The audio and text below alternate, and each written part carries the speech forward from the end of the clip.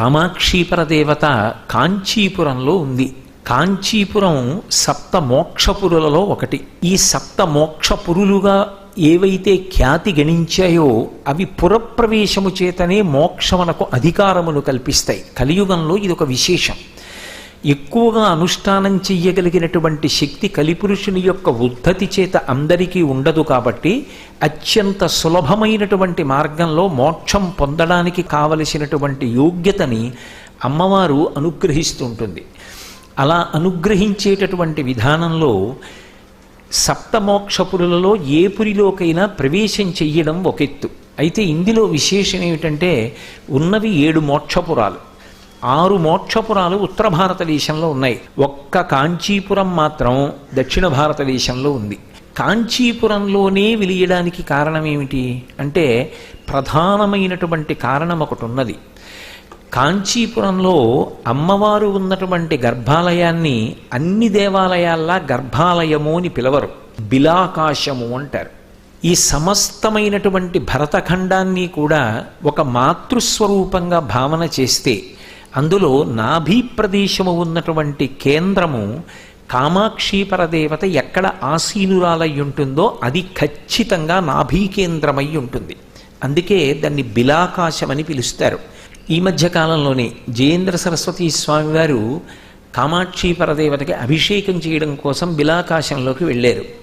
వెళ్ళి వారికి ఎందుకో ఆలోచన వచ్చింది. అసలు అమ్మవారు పద్మాసనం వేసుకుని కూర్చుని ఉంటే ఆసనం మీద ఎక్కడ వరకు తగులుతూ కూర్చుందో చూద్దాం, ఒక్కసారి ఆ ఆసనాన్నంతటినీ కూడా పరిశీలించి చూడమన్నారు. అక్కడ ఉన్నటువంటి ఆసనాన్ని కొద్దిగా కదిపి ఆ ఉన్నటువంటి వ్యవస్థని మార్చి చూస్తే అసలు అమ్మవారు ఆసనం మీద కూర్చుని లేదు, ఆవిడ ఆకాశంలో తేలుతూ ఉంది. పీఠం మీద కాకుండా గాలిలోనే ఉంటుందావిడ అన్న విషయం సువ్యవస్థితమై ఆశ్చర్యపోగానే కాంచీపురం అంతా దట్టమైన మేఘాలు పట్టి కుంభవృష్టి కింద వర్షం పడిందిట. మళ్ళీ ఆ ఆసనాన్ని మూసేసే వరకు. అంటే ఆవిడ బిలాకాశమునందు ఉంటుంది. అంత గొప్ప దేవతాస్వరూపం. ఆవిడికి కామాక్షి అని పేరు. కామాక్షి అని పేరు రావడానికి ఒక ప్రధానమైనటువంటి కారణం. కా అంటే సృష్టికర్త, మ ఆ ఈ 2 అక్షరాల్లో అకారము చేత విష్ణువు ప్రతిపాదింపబడతాడు, మకారము చేత లయకర్త అయినటువంటి హరుడు ప్రతిపాదింపబడతాడు. కకారము చేత సృష్టి, అకారము చేత స్థితి, మకారము చేత లయ. సృష్టి, స్థితి, లయ ఈ 3 ఈ లోకంలో ఉంటాయి. ఆమె బ్రహ్మగారికి సృష్టి చెయ్యడానికి యోగ్యమైనటువంటి శక్తి స్వరూపంగా సరస్వతీదేవిని ఇచ్చింది. విష్ణువు స్థితికారుడు, స్థితికర్తగా ఆయన వ్యవహరించవలసి ఉంటుంది. కాబట్టి ఆయనకి కావలసినటువంటి శక్తి స్వరూపమైనటువంటి లక్ష్మిని ఆమె తన చూపుల చేత సృజించి ఇస్తుంది. ఇక సమస్త లోకములు పుట్టి చచ్చి బడలిపోతే వాళ్ళందరికీ కొంత శాంతినివ్వడానికి, మహాప్రళయాన్ని చెయ్యడానికి పరమశివుడికి కావలసినటువంటి శక్తిని రుద్రాణీ రూపంలో ఇస్తుంది. ఈ 3 శక్తులను ముగ్గురుకి త్రిమూర్తులకు ఇవ్వగలిగినటువంటి మూలశక్తి కనుక ఆమె కామాక్షి. అది ఎలా ఇస్తుంది అని అడిగారు. కేవలము తన చూపుల చేత ఇస్తుంది. ఆ తల్లి ఏ శక్తినైనా అనుగ్రహించగలదు. అందుకే ఆమె ఎవరు అంటే సృష్టి, స్థితి, లయ ఇవి కాక కంటికి తెలియకుండా అనుభవంలోకి వచ్చేటటువంటి తిరోధానము, అనుగ్రహము అనేటటువంటి 5 కృత్యములను నిర్వహించగలిగినటువంటి పంచకృత్య పరాయణ. అటువంటి తల్లి ఒక చోట రూపాన్ని పొంది కూర్చుని ఉంటే అది కామాక్షి. ఇప్పుడు ఆ కామాక్షి ఏమివ్వలేదు, ఏదైనా ఇస్తుంది ఆవిడ. ఆవిడ సహజంగా శక్తి స్వరూపం. కామాక్షి ఇంకొక రకంగా చూడండి. కా అంటే బ్రహ్మశక్తి సరస్వతి, మ అంటే విష్ణుశక్తి లక్ష్మి.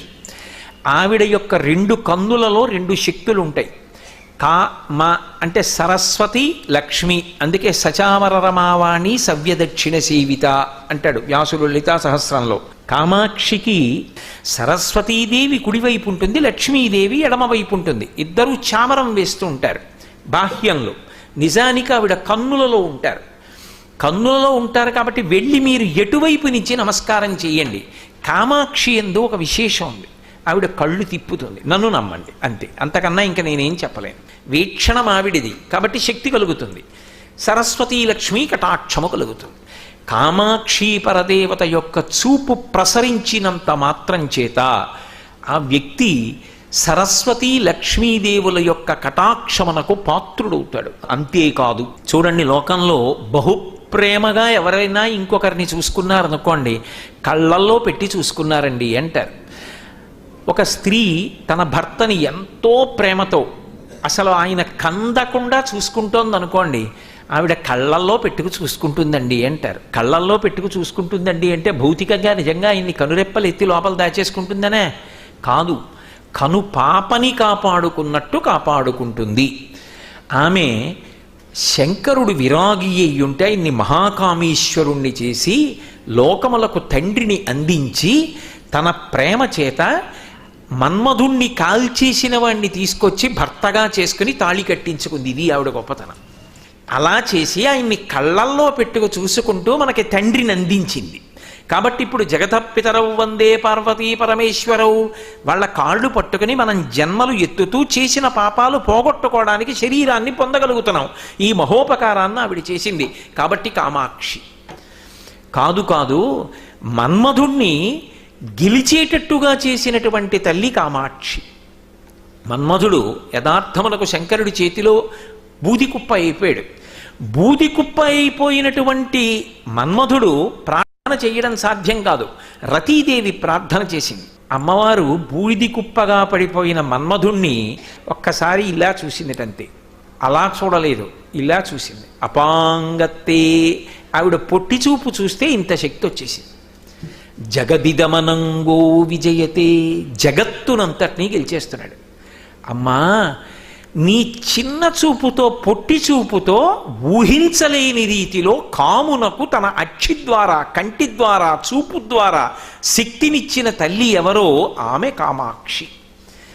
కాదు, కా అంటే జిజ్ఞాస, మా అంటే ఆగు, అడగవద్దు అని. జిజ్ఞాస అంటే ఎవరు భగవంతుడు, భగవంతుడిని ఎలా తెలుసుకోవడం అని ఎవరైనా లోపల అంతర్మథనం చెందారనుకోండి, జిజ్ఞాస పొందాడంటాడు. ఆర్తో జిజ్ఞాసురర్థార్థీ జ్ఞానీ చ భరతర్షభ అంటాడు గీతాచార్యుడు. ఈ నలుగురు నన్ను ఆశ్రయిస్తున్నారంటాడు. జిజ్ఞాసువు, భగవంతుడి గురించి తెలుసుకోవాలని ఎవరు అనుకుంటున్నాడో అటువంటి వాడు కామాక్షి అమ్మవారి వంక చూసి, అమ్మా నాకు ఎలా అర్థం అవుతావమ్మా నువ్వు అని అడిగితే ఆవిడంటుంటే, మా ఆగు, తొందరపడకు, నువ్వు తెలుసుకుంటానంటే నేను తెలియను, నేను నీ వంక ప్రసన్నంగా చూస్తే నేను నీకు అర్థం అవుతాను. నేను అర్థం అవడం కాదు, శివుడు అర్థం అవుతాడు, మాయ తొలగించేస్తాను అంటుందిట. అందుకని కామాక్షి. ఆ తల్లి ఏం చేస్తుందంటే మహామాయ అన్న అవనికని పైకెత్తేసి శివుడెవరో తెలిసేటట్టుగా చేస్తుంది. శీర్ఘాళి అని ఒక క్షేత్రం, జ్ఞానసంబంధ నాయనార్ మొట్టమొదట జ్ఞానం పొందిన క్షేత్రం అది. జ్ఞానసంబంధ నాయనార్ చిన్న పిల్లవాడిగా ఉండగా తండ్రి గారు సంధ్యావందనం చేసుకోవడానికి శివాలయంలోకి వెళ్ళాడు. పిల్లవాడిని కళ్యాణ మంటపంలో కూర్చోపెట్టి అర్ఘ్యం ఇచ్చి సంధ్యావందనం చేస్తా, ఇక్కడ కూర్చో అన్నాడు. వాడికి భయం వేసింది, కుయ్యోమన్నాడు. తండ్రి అన్నాడు, భయపడకు, అదిగో గోడ మీద పార్వతీ పరమేశ్వరులు ఉన్నారు కదా, అక్కడ వాళ్ళ వంక చూసి అమ్మా అను, ఆవిడొచ్చి నిన్ను రక్షిస్తుంది అన్నాడు. ఆ పిల్లాడు అంతే అనుకున్నాడు, ఓహో పిలిస్తే వస్తుంది అనుకున్నాడు. ఆయన తిన్నగా వెళ్ళి కోనేట్లో మునిగాడు. కోనేట్లో మునిగితే తండ్రి ఎక్కడ కనపడతాడు? ఓసారి మునకేసినప్పుడు నీళ్ళల్లోకి వెళ్ళేటప్పుడు భయం వేసింది, నాన్నగారు కనపట్టలేదని అమ్మా అన్నాడు. అడి తిరిగి అమ్మేని నమ్మి పిలిచేటప్పటికి ఆవిడ లేచి వచ్చేసింది. లేచి వస్తే ఆయన వచ్చాడు. ఆయన అన్నాడు, అలా చూస్తామే, స్తన్యమి పాలు తాగి ఊరట పొందుతాడు అంది. ఆవిడ నవ్వంది, ఏమిటో అందరు తల్లుల గురించి చెప్పినట్టు చెప్తున్నారు, నా స్తన్యం ఇస్తే వాడికి కడుపు నిండడం కాదు, మీరు తెలుస్తారని. తెలియని అన్నాడు. ఆవిడ స్తన్యం ఇచ్చింది, వాడు పాలు తాగాడు. వాడికి శివుడు ఎవరో తెలిసిపోయింది. అంటే జ్ఞానం వచ్చేసింది. సర్వలోకములు శివుడిగా కనబడే విశ్వమునందు విశ్వనాథుడు దర్శనమయ్యాడు. ఆ పిల్లవాడికి జ్ఞానం వచ్చేసింది. ఈలోగా తండ్రి వచ్చాడు సంధ్యావందనం చేసుకుని. ఇద్దరు అంతర్ధానమై గోడెక్కేశారు. పిల్లవాడి నోటి చివర పాలు కనబడ్డాయి. తండ్రికి కోపం వచ్చింది. ధూర్తుడా, ఎవరిచ్చిన పాలు తాగావురా అన్నాడు. ఆయన అన్నాడు, ఇలా చూపించి అమ్మిచ్చింది అన్నాడు. ఆయన తెల్లబోయాడు. తెల్లబోయి పిల్లాడి మూతి తుడిచి పిల్లాడిని ఎత్తుకుని గుడిలోకి ఎడుతున్నాడు. వాడు పత్తికాలు పాడాడు. పత్తికాలు అంటే దండకాలు పాడుతూ ఇలా ఇలా చేతులు కొడుతున్నాడు. చిన్న పిల్లాడు, వాడి చేతులు ఎర్రపడిపోతున్నాయి. చూడలేకపోయారు పార్వతీ పరమేశ్వరులు. వాడికి పైనుంచి చిడతలు విడిచిపెట్టారు. వాడు చిడతలు వాయిస్తూ వెళ్ళాడు. తండ్రి తెల్లబోయాడు, ఎక్కడి నుంచి వచ్చింది జ్ఞానం అని. ఆవిడ అనుగ్రహించింది, వచ్చేసింది. అటువంటి కామాక్షి యొక్క వైభవము ఎంత గొప్పగా ఉంటుందో మూకశంకరులు ప్రస్తుతి చేశారు. అది పరమాద్భుతమైనటువంటి గ్రంథంగా చెప్తారు సంప్రదాయంలో. అందులో ఆయన అంటారు, రాకాచంద్ర సమాన కాంతి వదనాకాధిరాజస్తుత మూకానామపి కుర్వతి సురధునీకాశవాగ్వైభవం శ్రీకాంచీ నగరీ విహార రసికా శోకాపహంత్రీ సతాం ఏకా పుణ్య పరంపరా పశుపతే రాకారిణి రాజతే అన్నారు. మూకశంకరులు అమ్మవారిని ప్రస్తుతి చేశారు.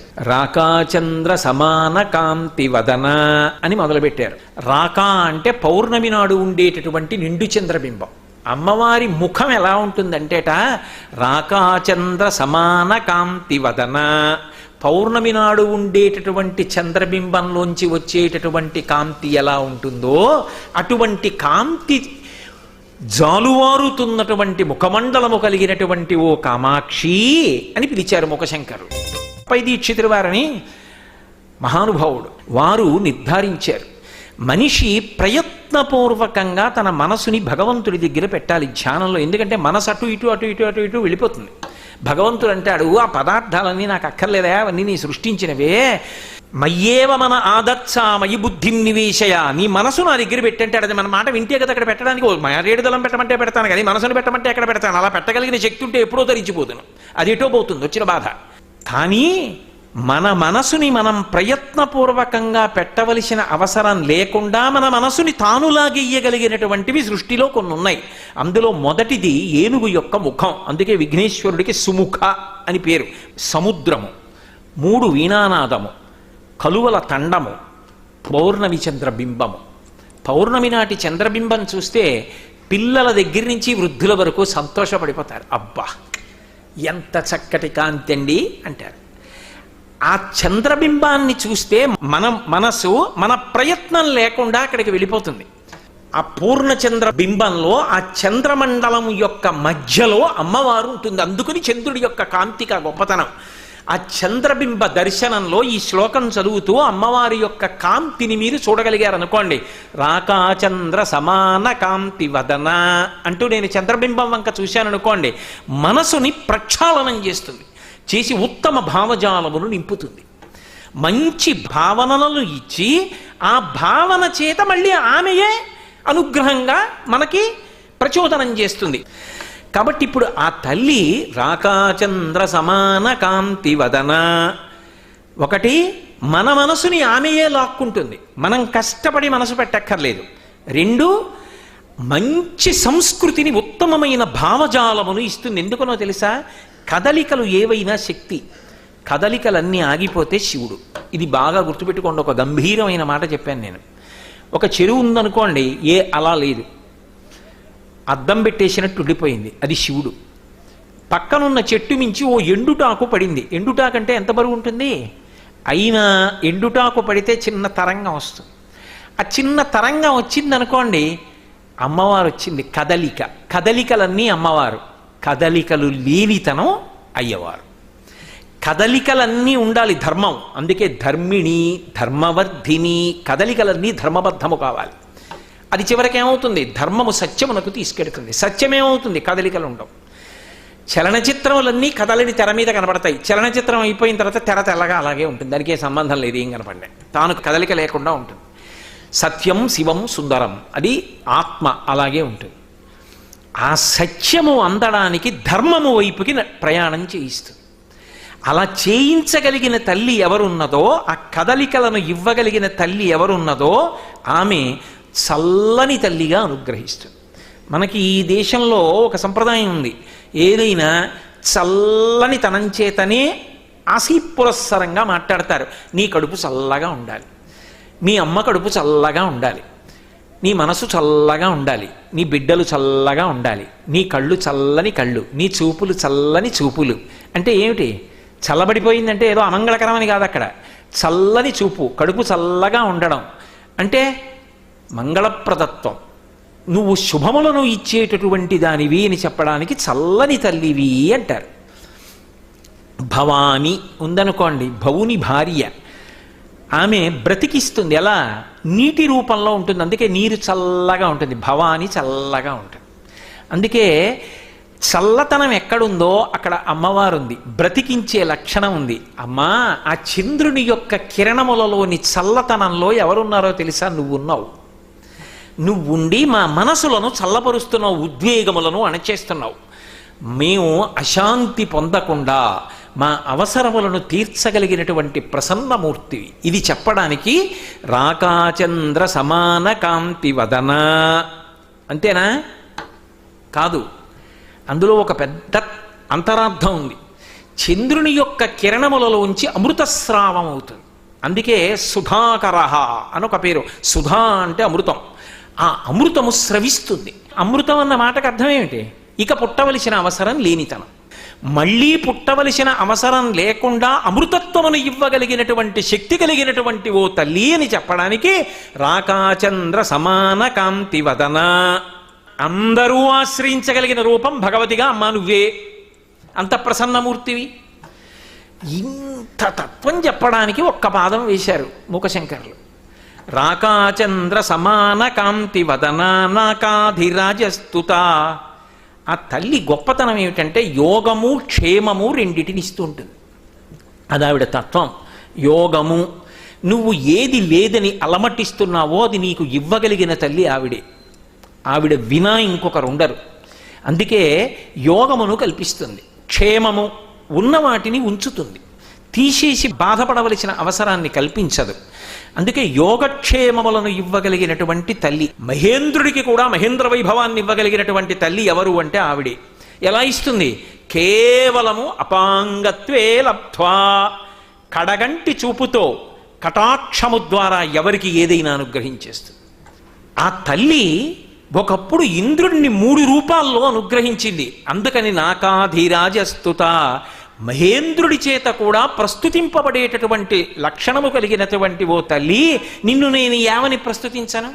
ఒకనాడు ఇంద్రుణ్ణి అనుగ్రహించావు, ఇంద్ర పదవినిచ్చావు, సరస్వతీ కటాక్షం ఇచ్చావు, శక్తినిచ్చావు, ఇచ్చి నిలబెట్టావు. అటువంటి తల్లివి నువ్వు. కాబట్టి నాగాధిరాజస్తుత మూకానామపి కుర్వతి సురధుని నీకాశ వాగ్వైభవం. అద్భుతమైన పాదం వేశారు మూకశంకరులు. ఎందుకని అంటే, అమ్మా, మాటలు రాని మూగవాడికి కూడా ఆకాశము నుండి పడుతున్నటువంటి గంగా ప్రవాహం ఎలా ఉంటుందో అటువంటి వాగ్వైభవం ఇవ్వగలిగినటువంటి తల్లి. గంగ భూమి మీద వెడుతోందనుకోండి, చాలా అందం. కానీ గంగ ఆకాశంలోంచి పడుతోందనుకోండి, శివుడు ఒకడే పట్టాలి. అప్పుడు తల ఎవరూ పెట్టలేరు. పెట్టలేకపోతే ఏం చేశారు? గంగ వైభవం ఏం పోలేదు, ఇలా చెయ్యి పెట్టి చల్లుకున్నారు. చల్లుకుంటే ఏమైపోయింది? ఉత్తమ లోకాలకు వెళ్ళిపోయారంతే. సర్వపాపములు పోయి. భవాంగపతితంతో యం పవిత్రం ఇతిపస్పృశు అంటారు వాల్మీకి మహర్షి రామాయణంలో. గంగకంత శక్తి ఎక్కడి నుంచి వచ్చింది అంటే శివుడి యొక్క శరీరమునకు తగిలింది కాబట్టి అని చెప్పారు. అటువంటి గంగ పరమ పవిత్రం, ఏదో జలప్రవాహం కాదు. అమ్మా, నువ్వు మాట్లాడించిన మాటలు అలా ఉంటాయి. ఆ మాటలు పరమ పవిత్రములవుతాయి, అవతల వారికి ఉద్ధరణ హేతువులవుతాయి. అంత గొప్ప మాట, అంత పవిత్రమైన మాట ఎందువలన వస్తుందో తెలుసా? నీ అనుగ్రహం వల్ల వస్తుంది. అలా ఇచ్చింది ఎవరికి? మూకానామపి, మూగవాడికి కూడా ఇచ్చావు. ఎందుకంటున్నారు ఈ మాటలో? అసలు ఈ మూక పంచశరి చేసింది ఆయనే, మూకశంకరులే చేశారు. ఆయన పేరేమిటో కూడా ఎవరికి తెలియదు. ఆయన మూగవారు పుట్టుకతో, ఆయనకి నోరు లేదు. ఆయన కామాక్షీదేవి ఆలయంలో కూర్చునేవారు. శుక్రవార మంటపం ఉంది, ఆ శుక్రవార మంటపంలో కూర్చునేవారు. శ్రీ విద్యోపాసకుడు ఒక ఆయన ఉన్నాడు. అమ్మవారి అనుగ్రహం పొందాలి, ఆవిడ దర్శనం చెయ్యాలనుకున్నాడు. ఆయనేమో పక్కన కూర్చుని జపం చేస్తూ ధ్యానంలో ఉన్నాడు. మూకశంకరులు ఆయన పక్కన కూర్చున్నారు. ఆయన ఏదో మనసులో కాసేపు ధ్యానం చేసుకుంటున్నారు. కామాక్షి పరదేవత కాళ్ళి గజ్జలు గల్లు గల్లు అంటుండగా నడిచి వెడుతోంది లోపలికి. వెడుతూ కటాక్షం కదూ, ఆవిడ ఇలా చూడదు. ఆవిడ ఇలా ఉండి ఇలా చూసి, ఓ నన్ను ధ్యానం చేస్తున్నాడే అనుకుంది. ఆవిడ అనుగ్రహం, ఆయన బహిర్ముఖుడయ్యాడు. శ్రీ విద్యోపాసకుడు గొప్ప శక్తిని ఇవ్వాలనుకుంది. ఆవిడ అనుగ్రహించాలనుకుంటే తాంబూలపు పిడచ పెడుతుంది నోట్లో. ఆవిడ తాంబూలపు పిడచ తీసి పట్టుకుని ఇలా అంది. ఆ శ్రీ విద్యోపాసకుడు ఛీ ఆడదాని ఎంగిలి అన్నాడు. పక్కన మూగవారు ఉన్నారు. ఈయన అమాయకత్వంతో ఆతృతతో అన్నారు. ఆవిడ నవ్వి నోట్లో పెట్టింది తాంబూలపు పిడచ. ఆవిడ నోట్లో తాంబూలపు పిడచ పెట్టగానే ఆయన ఇలా చూశాడు పైకి, ఆవిడ ఇలా చూస్తోంది, కటాక్షం కడగంట చూస్తోంది. ఆవిడ కంటి చివరి నుంచి చూస్తున్న చూపు మీద 100 శ్లోకాలు చెప్పాడు. కటాక్ష శతకం చెప్పి ఒక్క క్షణం ఆగాడు. ఆవిడ ఇలా చిన్న నవ్వు నవ్వింది. ఆ చిరునవ్వు మీద 100 శ్లోకాలు చెప్పాడు. మందస్మిత శతకం. ఆయన అమ్మ పాదముల వంక చూశాడు, పాదముల మీద 100 శ్లోకములు చెప్పాడు. పాదారవింద శతకం. అమ్మవారిని పైకి చూసి అమ్మవారి వైభవాన్ని 100 శ్లోకాలు చెప్పాడు. స్తుతి శతకం. ఆవిడ పెద్దరికాన్ని 100 శ్లోకాలు చెప్పాడు. ఆర్యా శతకం. ఒక మూగవాడు ఆగకుండా 500 శ్లోకాలు చెప్పి ఆగిపోయాడు. ఆవిడ అంది, నీకేం కావాలంది. నా మాట తీసేయమన్నాడు. ఏమంది? అమ్మ, నాకు పుట్టుకతో మాట లేదమ్మా, నువ్విచ్చిన మాట, నీ మీద 500 శ్లోకాలు చెప్పా, నువ్వు కదా పలికింది లోపల నుంచి మాట లేని వాడికి, ఆ మాట ఉంచితే ఏదైనా పనికిమాలిన మాట మాట్లాడతానేమోనమ్మా, వద్దు తీసేయమన్నాడు. తీసేసింది ఆవిడ. ఆయన కంచికామకోటి పీఠాధిపత్యం చేశారు కొన్నాళ్ళు. వారికి పేరు తెలియదు, మూకశంకరులు అంటారు, అందుకే దాని పేరు మూక పంచశతి. అది ఆవిడే పలికింది ఆయనలోంచి. అంత అద్భుతమైన మూకశంకరుల యొక్క మూక పంచశతిలోని స్తుతి శతకంలోంచి నేను ఇప్పుడు ఈ శ్లోకం చెప్తున్నాను. కాబట్టి ఒక మూగవాడి చేత పలికించావమ్మా. మూకానామపి కుర్వతి సురధుని నీకాశవగ్వైభవం. ఆకాశంలోంచి పడుతున్న సురగంగ ప్రవాహం ఎలా ఉంటుందో, నువ్వు అనుగ్రహించిన నాడు లోపల నుంచి వచ్చేటటువంటి వాక్ ప్రవాహం అలా ఉంటుంది. కాబట్టి తల్లి, నువ్వు వాగ్రూపిణివి, వాగ్దేవతవి. కాబట్టి అమ్మ, మూకానామపి కుర్వతి సురధుని నీకాశవగ్వైభవం శ్రీకాంచీనగరీ విహార రసిక. ఆవిడికిట శ్రీకాంచీనగరమునందు తిరగడంలో చాలా ఇష్టంట. ఎందుకని ఇష్టం అంటే, లోకంలో అన్ని పిలుపుల కన్నా ఇష్టపడే పిలిపేది స్త్రీకి. అమ్మా అమ్మా అని పిలిపించుకోవాలని అంత పరితాపం పొందుతుంది స్త్రీ. ఆ తల్లి లోకములకన్నిటికీ తల్లి. నాభీ కేంద్రం ఎక్కడుంది? మొత్తం భూమండలానికి అంతటికీ కూడా భూమాత అన్నప్పుడు నాభీస్థానం కాదు, మాతృత్వాన్ని నిర్ణయిస్తుంది. ఆ మాతృస్థానాన్ని నిర్ణయించే బిలాకాశం ఉన్నది కాంచీపురంలో ఉంది. అందుకని ఆమె కామాక్షి పరదేవతగా అక్కడ ఉంది. కాబట్టి జగత్తులకు తల్లి. కాబట్టి శ్రీకాంచీ నగరీ విహార రసిక. అంతేకాదు, ఆమె అక్కడే బాలగా కనపడింది, అక్కడే మహాపతివ్రత అయినటువంటి సువాసినిగా కనపడింది. 2 భిన్న రూపాలతో గోచరమైంది అక్కడే. ఎందుకంటే ఒకప్పుడు భండాసురుడు మహోద్ధతితో లోకాలన్నింటినీ కూడా గజగజ వణికించాడు. ఆ భండాసుర వధ చేయమని దేవతలందరూ ప్రార్థన చేస్తే కామాక్షి స్వరూపంగా వచ్చి భండాసుర వధ చేసింది ఆవిడ. దేవతలందరూ దగ్గరికి వెడితే 5 సంవత్సరాల పిల్ల బాలా త్రిపుర సుందరిగా కనపడింది. ఆవిడ ఎప్పుడైనా అనుగ్రహించాలనుకుంటే బాలారూపంగా కనపడుతుంది. ఒకప్పుడు 5 ఏళ్ల బాలగా దేవతలందరికీ బిలాకాశంలో దర్శనమిచ్చింది. అందుకని శ్రీకాంచీ నగరీ విహార